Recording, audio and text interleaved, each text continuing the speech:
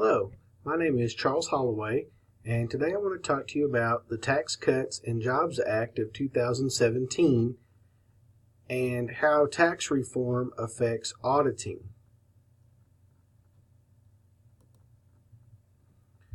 The first thing we want to talk about is financial estimates. An article by Deloitte says that the tax legislation is expected to have significant and immediate financial reporting impacts on organizations. And the thing they focused on was the estimates that businesses will be having to make. A lot of tax information is estimated because we don't know everything yet, so we have to estimate the taxes. There are some new things in the law, such as deferred tax assets,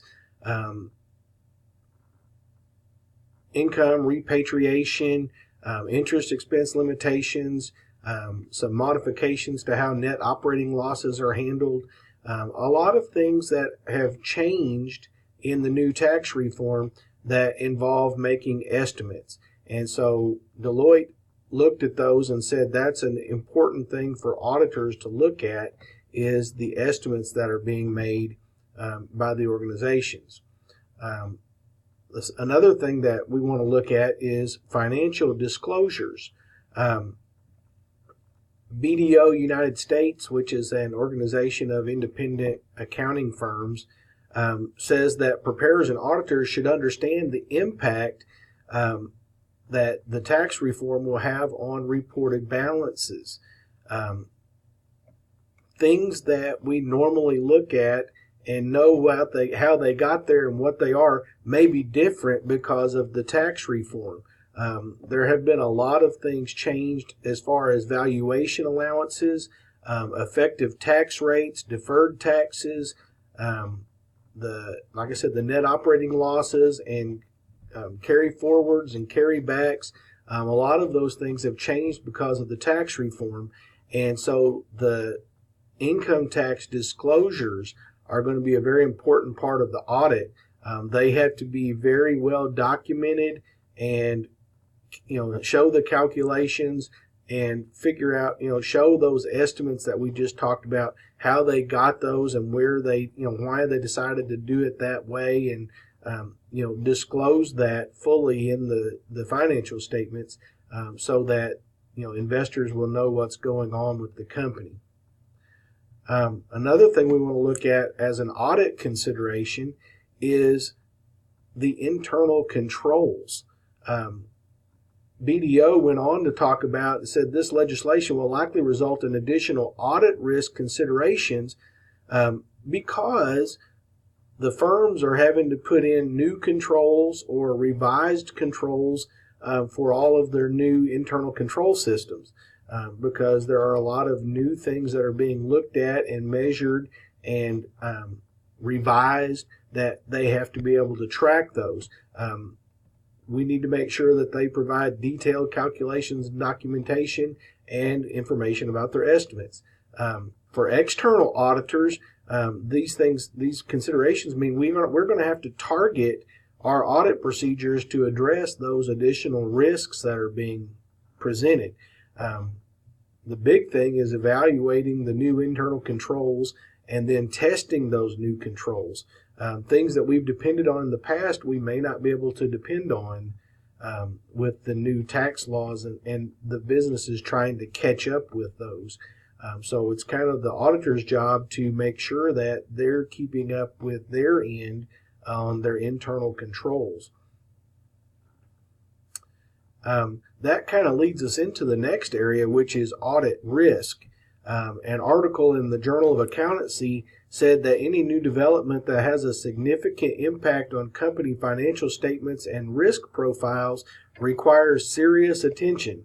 And so audit committees should expect additional audit efforts. The downside is, because there's going to be more effort, those are going to lead to additional fees as a result of the new tax law. And they're looking at changes in things like cash flow and liquidity, new business opportunities, company strategies that are changing. But all of those risks that are going up as far as all the estimates and the things the business is having to do, restating all their financial statements. Those risks are a big part of what the auditor has to look at, and they affect what we have to do in the audit. The last thing I want to talk about is audit relationships. Ernst & Young published an article talking about this. It says, as tax continues to be an area of frequent financial restatements, audit committees should continue to closely monitor the related accounting and internal control implications arising from those tax changes. And the article went on and it gave a list of questions that the company should ask the auditor. And they included things like, what audit procedures did you have to do? Was there any new risks that you identified in the audit? Do you have the manpower or the hours to do the significantly more effort that's required to do the audit for me? And they even go so far as to, are there any unique accounting or tax things that we need to look at? So the audit relationship that Ernst & Young is talking about is moving forward with the audit to add some more value to that for the client.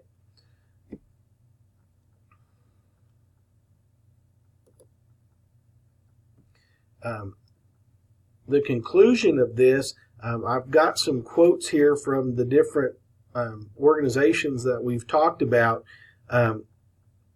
The bottom line is this, that the Tax Cuts and Jobs Act of 2017 challenges auditors to work closer with their clients to make it possible for those unqualified reports to happen.